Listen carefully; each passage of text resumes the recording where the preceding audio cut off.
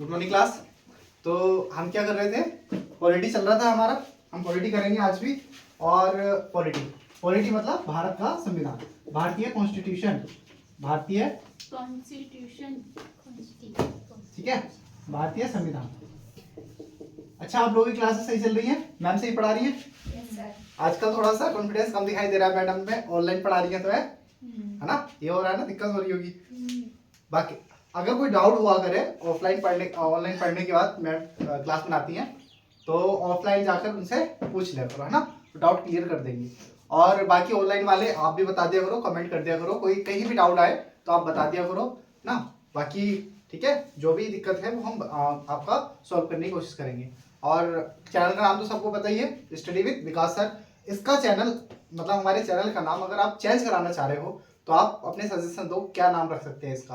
अभी तो हमने ऐसे ही रख दिया ना, आप सजेशन दोगे, जिसके ज्यादा से मतलब कोई कमेंट करेगा चैनल का नाम, उस पर ज्यादा लाइक आएंगे, हम वही चैनल का नाम रख लेंगे। ठीक है, चलो अभी लाइक शेयर कमेंट तो करना ही करना है आपको।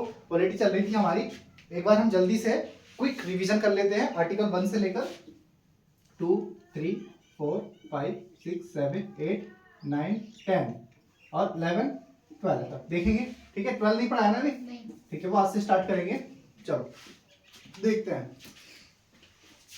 आर्टिकल 1, संघ और उसका राज्य क्षेत्र, संघ और उसका राज्य क्षेत्र। आर्टिकल 2, किसी दूसरे क्षेत्र को अपने देश में मिलाना। आर्टिकल 3 बात करता है किसी भी अपने राज्य में, अपने जो वर्तमान राज्य हैं उनके सीमा नाम में परिवर्तन, क्षेत्र परिवर्तन करने के लिए आर्टिकल कौन सा है? 3। आर्टिकल 4, अगर 2 और 3 में जो भी चल रहा होगा, जो भी संशोधन होगा, मतलब संशोधन नहीं माना जाएगा उसको, ठीक है, जो भी हम क्षेत्र लें या किसी को दें, अच्छा देने के लिए संशोधन होगा लेकिन लेने के लिए कोई संशोधन नहीं करना पड़ेगा। ठीक है। आर्टिकल 5, प्रारंभ में नागरिकता कैसे मिलेगी? जब हमारा देश आजाद हुआ था, आजाद होने के बाद बहुत सारे रजवाड़े थे, पाकिस्तान अलग हो गया था, हमारा देश अलग हो गया था, तो उनको नागरिकता कैसे मिलेगी? प्रारंभ में नागरिकता। 5। आर्टिकल 6, पाकिस्तान जाने वालों के लिए नागरिकता। आर्टिकल 7, पाकिस्तान चले गए फिर पाकिस्तान जाने, भारत से पाकिस्तान गए फिर पाकिस्तान से फिर भारत आ रहे हैं, तो आर्टिकल 7। आर्टिकल 8, अगर दूसरे देश में तुम व्यापार कर रहे हो, बिजनेस कर रहे हो, पढ़ाई कर रहे हो, तो अपने देश की नागरिकता नहीं जाएगी। आर्टिकल 9, अगर किसी दूसरे देश की नागरिकता ले लेते हो, भारत की नागरिकता खत्म हो जाएगी। आर्टिकल 10, ये संसद का काम होगा कि आपकी नागरिकता कब तक बनी रहेगी। आर्टिकल 11 क्या बात करता है? जो भी कानून बनेंगे वो कौन बनाएगा? संसद बनाएगी, है ना, कौन बनाएगी? संसद। और उसमें हमारा मंत्रालय कौन सा काम करेगा? गृह मंत्रालय। ठीक है, चलो नेक्स्ट चलते हैं हम, है ना, अब चलते हैं हम नेक्स्ट पढ़ देंगे और आज फंडामेंटल राइट कॉल आ गई थी। ठीक है, चलो नेक्स्ट चलते हैं। अभी कल जो बता रहा था मैं, अभी हम करेंगे, हमने आर्टिकल 1 से आर्टिकल 11 तक कर लिए, आर्टिकल 1 से आर्टिकल 4 और आर्टिकल 5 से आर्टिकल 11। इसमें है राज्य संघ राज्य क्षेत्र के बारे में है, संघ राज्य क्षेत्र के बारे में इसमें बताया गया है। और जो ये वाला है, ये भाग 1 है, भाग 1, और ये है भाग 2। इसमें नागरिकता के बारे में बताया गया है, नागरिकता। ठीक है, और आशा करता हूं कि आपको ये बहुत अच्छे से समझ में आ गए होंगे ना। आर्टिकल 1 से 4 और 5 से 11 ये अच्छे समझ में आ गए होंगे। अब एक चीज समझनी है, आप समझना NRI। ठीक है, NRI, देखो NRI क्या होते हैं? Non resident Indian. ये क्या होते हैं? ये भारतीय होते हैं लेकिन भारतीय नहीं होते, है ना। ठीक है, अरे मतलब पूर्ण रूप से भारतीय हो भी सकते हैं और नहीं भी हो सकते। ऐसा देखो, ये जो NRI है ना, अगर 6 महीने के लिए, 6 महीने के लिए, या तो किसी बिजनेस के लिए या अपनी स्टडी के लिए या विदेश में रहने के लिए चले जाएं 6 महीने के लिए, अगर कोई भी भारतीय किसी दूसरी कंट्री में कम से कम 6 महीने तक रुक जाता है तो उसको क्या कहा जाता है? NRI। क्या कहते हैं? NRI। अब कुछ लोग दुबई जाते हैं, सुना? दुबई जाते हैं, बहुत जाते हैं अपने देश से। कनाडा जाते हैं, कनाडा, ठीक है, कनाडा, इसको मिनी पंजाब भी बोलते हैं। क्या बोलते हैं? मिनी पंजाब। अच्छा, कनाडा, इसको क्या बोल सकते हैं दुबई को? है मिनी यूपी, क्योंकि यूपी के लोग बहुत जाते हैं, यूपी के भी जाते हैं, केरल के भी जाते हैं, साउथ से भी जाते हैं, है ना। यहाँ पर दुबई में ज्यादातर जो जनसंख्या जाती है हमारे देश से, वो मुस्लिम लोग ज्यादा जाते हैं। और कनाडा में कौन जाता है? पंजाबी। और हिंदू लोग भारत में रह के खुश है ना, क्योंकि इंडिया किसका है? भारतीयों का। और भारतीय जो भी भारत में रह रहा है वो सब क्या है, भारतीय। ना कोई हिंदू, ना कोई मुस्लिम, ना कोई सिख, ना कोई ईसाई, सब कौन है, भारतीय। और सबसे अच्छी क्या बात है हमारे देश की कि हमारे देश में जो भी रहता है वो क्या हो जाता है, भारतीय हो जाता है ना। लेकिन अगर भारत को सूक्ष्म दृष्टि से देखते हैं तो क्या हो जाता है, भारत एक जाति प्रधान देश बन जाता है ना। हमारे यहाँ क्या है, जातियों में बटा हुआ। लेकिन हम अगर इंडिया को पूरे देश को एक बड़े बड़े उसमें देखते हैं, बड़े परिदृश्य में देखते हैं, तो हमारा देश क्या बन जाता है, भारतीय। सारे लोग क्या है, भारतीय। सही है।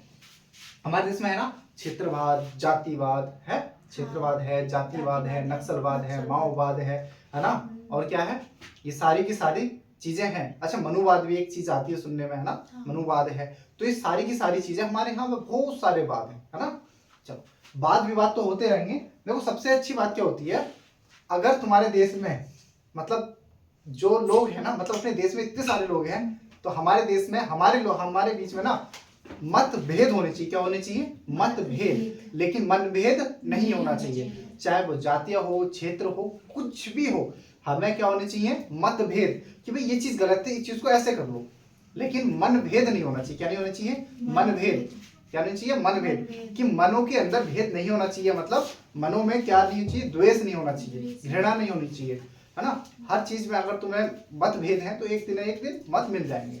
लेकिन मन अगर अलग अलग हुए तो वो नहीं मिल पाते हैं। ठीक है। तो उसके बाद एक दूसरी चीज देखो, एनआरआई जो होते हैं ना, वो पैसा कमा के किसको देते हैं, भारत को। एनआरआई वाले जो होते हैं ये पैसा कमा के किसको देते हैं, भारत को। तो भारत से इसको फायदा होता है कि नहीं होता है, नहीं होता है ना, होता है। देखो तुमने सुना होगा, सुंदर पिचाई का नाम सुना है, कौन, सुंदर पिचाई। कहाँ के थे, भारत के। ठीक है, भारत के थे ना, मतलब अभी भारत के हैं। लेकिन वो क्या वो एनआरआई हैं, अब वो एनआरआई नहीं है। देखो क्या हुआ था हमारे देश में ना, जो लोग बाहर जा रहे थे पढ़ने के लिए, मतलब या बिजनेस करने के लिए या रहने के लिए, 6 महीने तक बाहर रुक गए, उनके पास पैसा हो गया बहुत सारा। क्या हो गया, जब पैसा ज्यादा हो गया तो उन लोगों ने क्या करा ना, वहां की नागरिकता लेनी शुरू कर दी। अब भारत पैसा आना बंद, जब पैसा आना बंद हो गया है तो हमें देश को नुकसान होगा। तो इसके लिए 2005 में क्या हुआ, 2005 में जो हमारे यहाँ का बुद्धिजीवी लोग था या वो बड़े बड़े व्यापारी लोग थे जो विदेशों में जाके, अमेरिका, कनाडा में जाके बस गए और अपना पैसा भारत को ना बेचकर वहां पर ही अपने उस देश को ही देने लगे, है ना, जिस देश में काम कर रहे हैं उस देश को ही देने लगे। तो इस चीज को सॉल्व करने के लिए मनमोहन सिंह जी की सरकार में 2004 में मनमोहन सिंह जी के अंदर बहुत ज्यादा क्या था, दिमाग था, बहुत ज्यादा, सच में। देखो एक चीज मैं बता देता हूं तुम्हें, जब अगर कांग्रेस और बीजेपी का कभी विवाद होता है, क्योंकि हमारे देश की मतलब भारत की सबसे बड़ी 2 पार्टियां हैं, एक तो कांग्रेस है, एक बीजेपी, ये 2 पार्टियां सबसे बड़ी हैं। इन दोनों में जब विवाद होता है ना, आपस में लड़ते झगड़ते हैं, तो कांग्रेस वाले कभी भी क्या कहते हैं, अटल बिहारी वाजपेयी को कभी गाली नहीं देंगे, कभी उनके बारे में भला बुरा नहीं कहेंगे, सुना भी नहीं होगा। और जब बीजेपी वाले जब कांग्रेस को गाली देते हैं तो ये सुना होगा तुमने, कभी वो मनमोहन सिंह को गाली नहीं देते हैं, कभी बोलते ही नहीं मनमोहन सिंह के बारे में, क्योंकि सबको पता है, इस सरकार को भी पता है और इस सरकार को भी पता है कि अटल बिहारी वाजपेयी का कद बहुत ऊंचा था।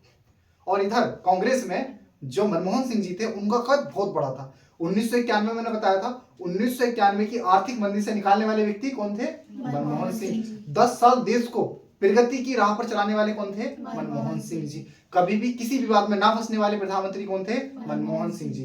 ठीक है, 2014 तक रहे, जब वो अपने पद से त्याग पत्र दे रहे थे और उनके उत्तराधिकारी कौन बन रहे थे, श्री नरेंद्र मोदी जी, दामोदर दास नरेंद्र मोदी जी उनका उत्तराधिकारी बन रहे थे, तब भी उन्होंने अपनी कुर्सी बड़े प्यार से उनको दी थी, है ना, उत्तराधिकारी।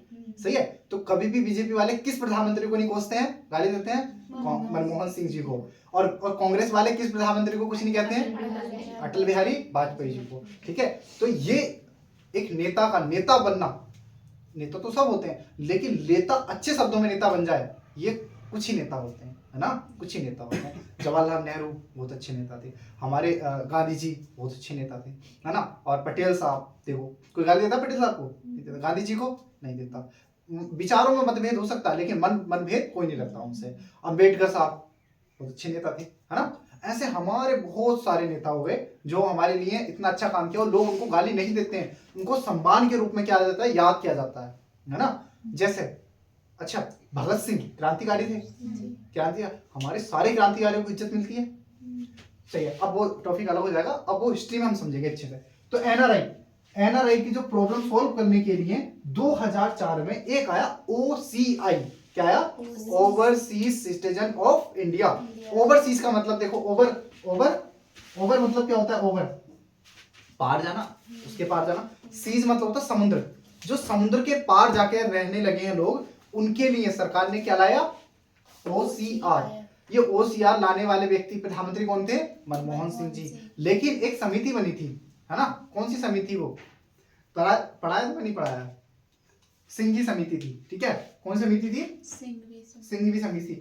लक्ष्मी मल, कौन सी समिति, लक्ष्मी मल सिंधी समिति, ठीक है। इसने सिफारिश दी कि एक काम करो, ओसीआर ले आओ, क्या ले आओ, ओसीआर। एनसीआर छोड़ो, अब ओसीआर पे काम करेंगे, ठीक है। ये देश रह सकते हैं, विदेश में रह सकते हैं, यहाँ पे घूमने आ सकते हैं, आएंगे, इनको कोई भी ज्यादा पाबंदी नहीं होगी। इसलिए गांधी जी कब आए थे, गांधी जी दक्षिण अफ्रीका से परमानेंटली भारत में कब आए, 1915 में। लेकिन डेट क्या है उसकी, देश क्या डेट, 9 तारीख की है ना,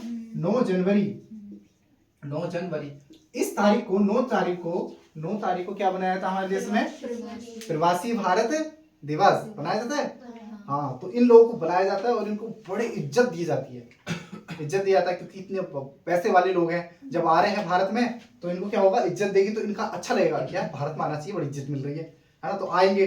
फिर ये देखो, विदेशों से जो लोग आते हैं हमारे यहाँ पर, रिक्शा करेंगे, डॉलर में पैसे देंगे, वो पैसे देंगे, हमारे देश को फायदा होगा। वो ताजमहल देखने जा रहे हैं, पैसा देंगे, है ना। अब ताजमहल चले गए, वहां पे कुछ क्या कहते हैं, स्नैक्स खा लिया, कुछ ना कुछ खा रहे हैं, कपड़े खरीद रहे हैं, जूते खरीद रहे हैं, भारत की चीजें खरीद रहे हैं, पैसा दे रहे हैं, है ना, पैसा दे रहे हैं। ट्रेन से आ रहे हैं, पैसा दे रहे हैं, हेलीकॉप्टर से आ रहे हैं, पैसा दे रहे हैं। तो हम ज्यादा से ज्यादा इस चीज पर फोकस करते हैं कि विदेशी प्रवासी लोग आए हमारे देश में, और हमारे देश में क्या करें, पैसा खर्च करें, फायदा होगा इससे। तो ठीक है, ओसीआर कब आया हमारे देश में, 2005 में। इसको लिखो, एनसीआर पहले लिखो, एनआरआई लिखो, नॉन अप्रवासी भारतीय लिखो हिंदी में, अप्रवासी भारतीय, non resident of India, non resident India या Indian, non residence Indian. Short में लिख लो, वह नागरिक जो 6 महीने या उससे ज्यादा, 6 महीने या उससे ज्यादा किसी दूसरे देश में रह रहे हो,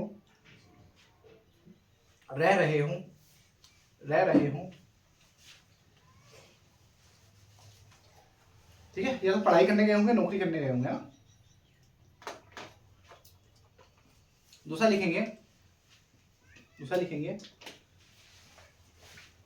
ओसीआई,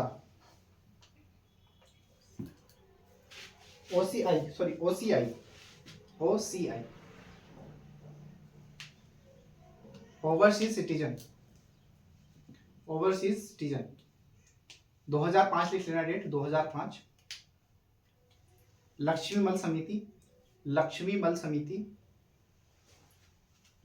समिति, बस इतने रह दो। बड़े बड़े उद्योगपति, बड़े बड़े बिजनेसमैन, बड़े बड़े जो पैसे वाले लोग हैं, बड़े व्यापारी, बड़ी नौकरी करने वाले, उनको ललचाने के लिए स्कीम लाई गई थी ओसीआई, ठीक है। इनके लिए ना जो ओसीआई होते हैं, जो वीजा होती है ना, वीजा की फैसिलिटी इनको नहीं दी जाती है, बिना वीजा के भी आ सकते हैं ये लोग, ठीक है। बिना वीजा के क्या कर सकते हैं, भारत में आ सकते हैं। एक लिख लो, एक लाइन और, वीजा की आवश्यकता नहीं होती, ओसीआई को वीजा की आवश्यकता नहीं होती, ओसीआई को वीजा की आवश्यकता नहीं होती।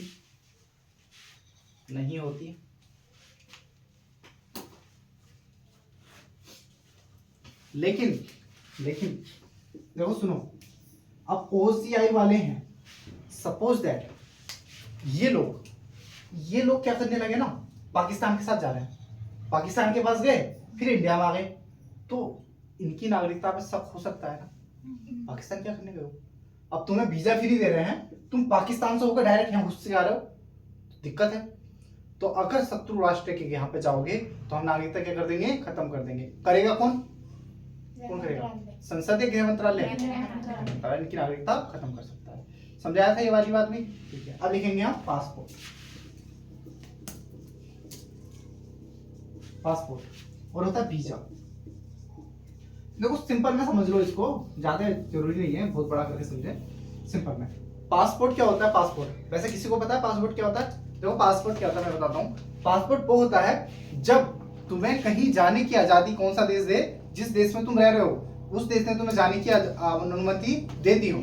वीजा वो होता है जिस देश में तुम जा रहे हो उस देश ने तुम्हें अपने देश में आने की अनुमति दे दी हो, है ना, उसको कहते हैं वीजा। अनुमति देना और ये दोनों अनुमति देना होता है। ये लिखो, देश से जाने की अनुमति, देश से जाने की अनुमति और देश में आने की अनुमति, देश में आने की अनुमति।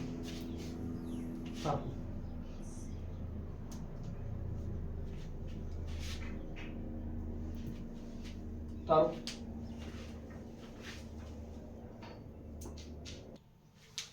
है ना। अब देखो हम पढ़ेंगे CAA। क्या पढ़ेंगे? CAA।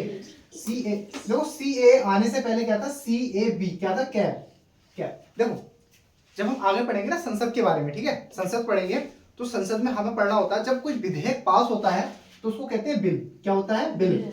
जब वो बिल पेश किया जाता है तो उसको कहा जाता है विधेयक को बिल, विधेयक। और जब वो पास हो जाता है, पास होने के बाद क्या कहलाता है? एक्ट मतलब कानून। क्या बन जाता है वो? कानून। अभी जो है CAA उसको बोलते हैं सिटीजनशिप अमेंडमेंट एक्ट, कानून, ठीक है। चलो इसको पढ़ेंगे, डालो CAA में थोड़ा समझाता हूँ। चलो CAA समझाता हूँ थोड़ा सा। देखो CAA क्या है? जो हमने पढ़ा था नागरिकता संशोधन अधिनियम कब आया? 1955 आया था, सिटीजनशिप अमेंडमेंट एक्ट। सबसे पहला जो संशोधन हुआ था भाग 2 में नागरिकता में, वो कब हुआ था? 1955 में पहली बार संशोधन हुआ।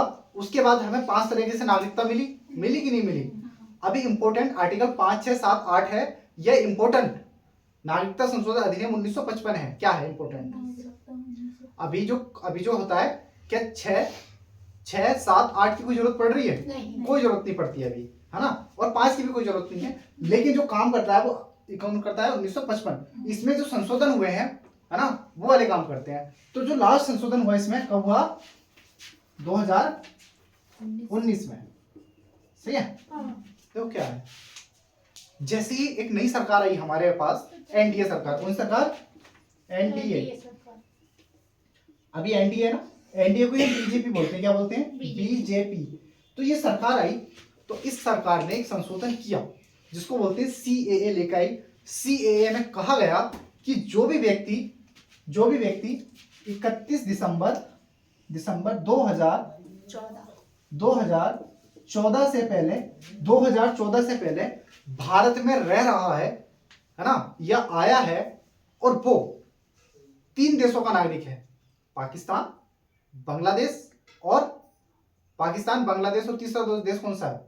3 देशों का है ना, अफगानिस्तान, पाकिस्तान और बांग्लादेश के सारे व्यक्ति नहीं, प्रताड़ित में भी व्यक्ति, वो व्यक्ति जो अल्पसंख्यक है।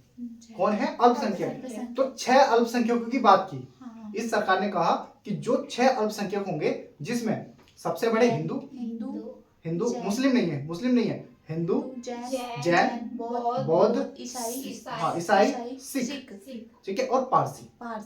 ये अल्पसंख्यक हैं और प्रताड़ित हैं उस देश में, और वो भारत आ गए हैं तो उन्हें छूट होगी। जो 11 साल की जो क्राइटेरिया रखा हुआ था उस क्राइटेरिया को हटा दिया गया और कहा कि 5 साल, सिर्फ 5 साल तुम रहोगे, तुम्हें नागरिकता दे दी जाएगी।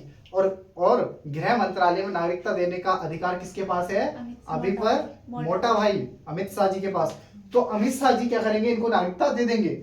गलती से कोई रहमान अली आ गया, मतलब देखो मैं नाम पे नहीं आ रहा, मैं बता रहा हूँ कि कोई मुस्लिम आ गया तो उस मुस्लिम को क्या मोटा भाई नागरिकता देंगे ना। सीए के अकॉर्डिंग? नहीं, वो कहेंगे जो 5 तरीके से पहले बता रखा 1955 है ना, जो 5 तरीके से नागरिकता दी जाएगी उस तरह से तुम्हें नागरिकता मिलेगी। सही है? तो ये सही था या नहीं था? अगर सरकार कुछ काम कर रही है और वो बिल संसद में पास कर दिया जाता है पूर्ण बहुमत से, तो वो चीज हमें कभी भी क्रिटिसाइज नहीं करनी होती है। वो चीज जब संसद में पास हो गई, हमारी सर्वोच्च पंचायत ने पास कर दिया उसे, तो इसका मतलब ये है कि वो चीज देश के लिए सही होगी। ठीक है, गलत नहीं होगी। अब तुम्हारा डाउट होना चाहिए म्यांमार रोहिंग्या का, क्या होना चाहिए? रोहिंग्या का। अब रोहिंग्या का क्या है?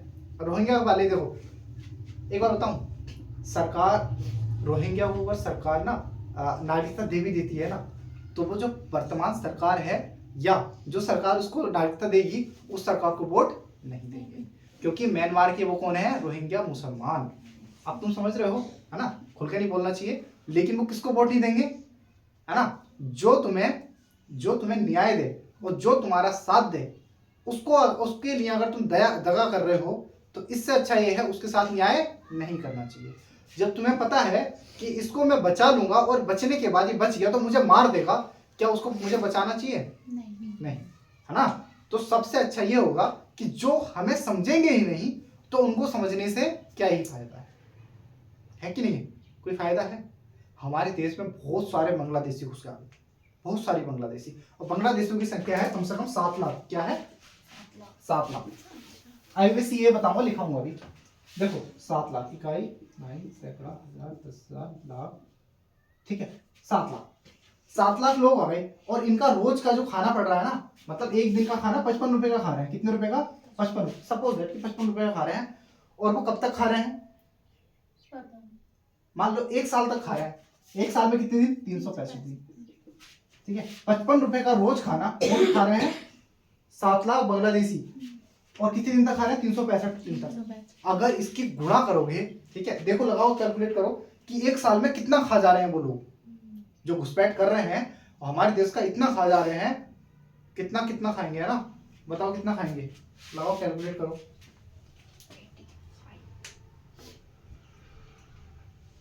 85। हाँ, कितना है?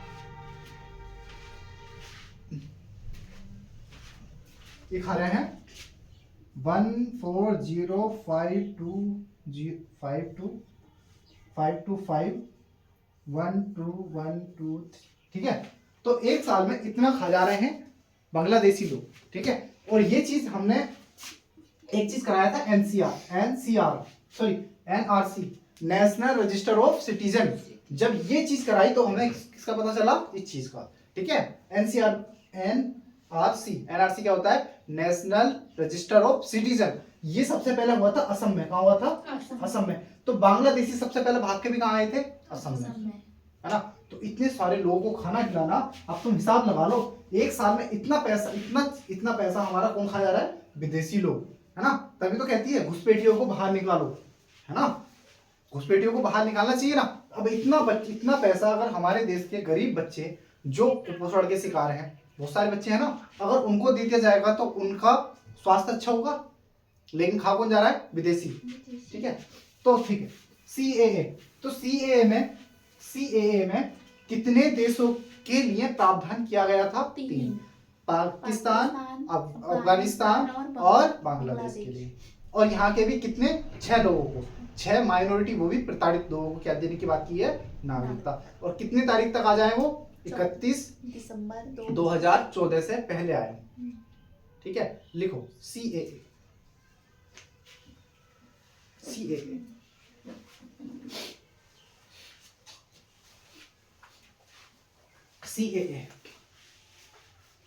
यह संसद ने पास कर दिया, यह संसद ने पास करके अधिनियम बना दिया, यह संसद ने पास करके अधिनियम बना दिया।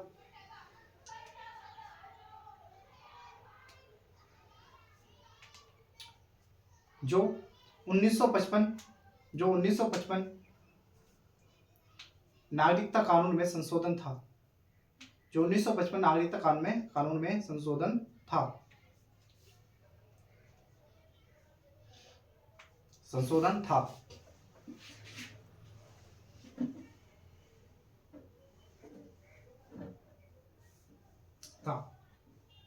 नेक्स्ट पॉइंट, 31 दिसंबर 2014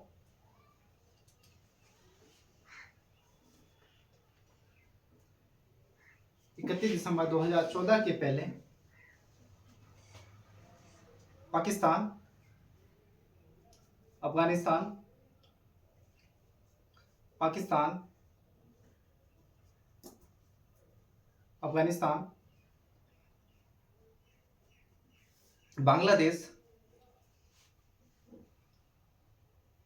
बांग्लादेश के धार्मिक प्रताड़ित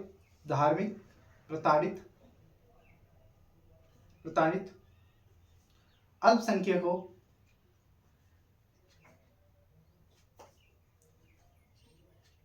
को नागरिकता देने की बात करता है, ठीक है। इसमें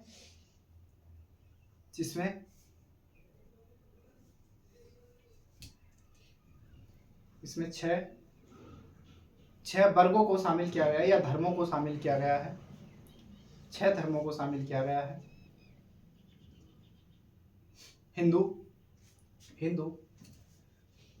बौद्ध, सिख, जैन, ईसाई, पारसी, ठीक है। कितने साल में नागरिकता मिल जाएगी ना? सिर्फ 5 साल में, 11 साल को हटा दिया गया है, ठीक है। देखो नेक्स्ट पॉइंट, 5 साल में नागरिकता मिल जाएगी, 5 साल रहना पड़ेगा और नागरिकता मिल जाएगी।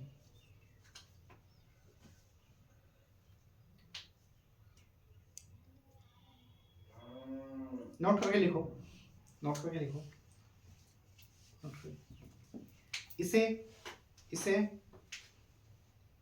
इसे पाकिस्तान के 7 शरणार्थियों को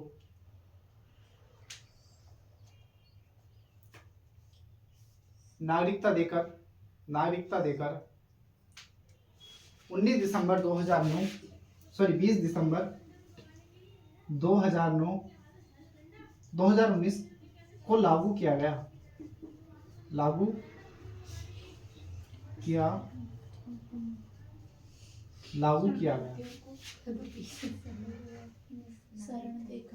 20 दिसंबर 2009 को लागू किया गया।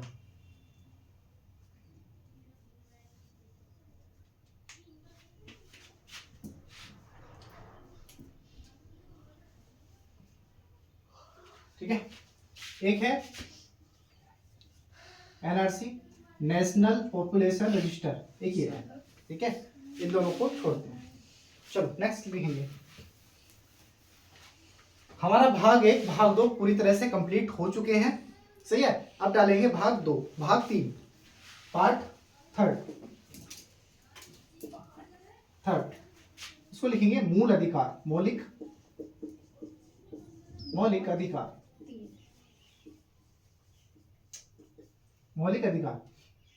आर्टिकल जो आते हैं अनुच्छेद 12 से 35, अनुच्छेद 12 से 35 तक, ठीक है। तो मूल अधिकार जो होते हैं वो कब से आते हैं, कहां से कहां तक? 12 से 35 तक, ठीक है। देखो 12 से 35 तक हम इसको आज ही कर लें, वीडियो बड़ा तो नहीं हो जाएगा, ठीक है, थोड़ा बड़ा हो जाएगा वीडियो। तो हम आर्टिकल 12 डाल दो, आर्टिकल 12 से स्टार्ट करेंगे और बहुत अच्छे से तुम्हें समझाऊंगा आर्टिकल 12 क्या है, राज्य क्या है, राज्य की परिभाषा क्या है, 12 किसकी परिभाषा देता है। आर्टिकल 13 अल्पीकरण की बात करता है। आर्टिकल 14 बात करता है कि क्या होता है, समान क्या कहते हैं, कानून के समक्ष समानता और कानून का समान संरक्षण। आर्टिकल 15 बात करता है किसी भी आधार पर भेदभाव नहीं किया जाएगा। आर्टिकल 16 लोक नियोजन की बात करता है। आर्टिकल 17 अस्पृश्यता। आर्टिकल 18 उपाध्योगन। आर्टिकल 19 बाघ की स्वतंत्रता, है ना। इस तरह से सारे के सारे आर्टिकल हम देख लेंगे, है ना। अभी कल को फिर जब मैं कल को फिर से वीडियो बनाऊंगे तब कल को पढ़ाऊंगा तुम्हें। तो हम आर्टिकल 1 से लेके आर्टिकल 11 तक फिर से रिवीजन कराऊंगा, और वो आर्टिकल कंठस्थ होने चाहिए तुम्हारे, बिल्कुल याद, है ना। चलो ये हम चलते हैं, और बस इतना से कहना चाहूँगा कि अगर अच्छा लगे तो लाइक कमेंट शेयर करो, कुछ भी गलती दिखाई देती है करना है, और जय हिंद।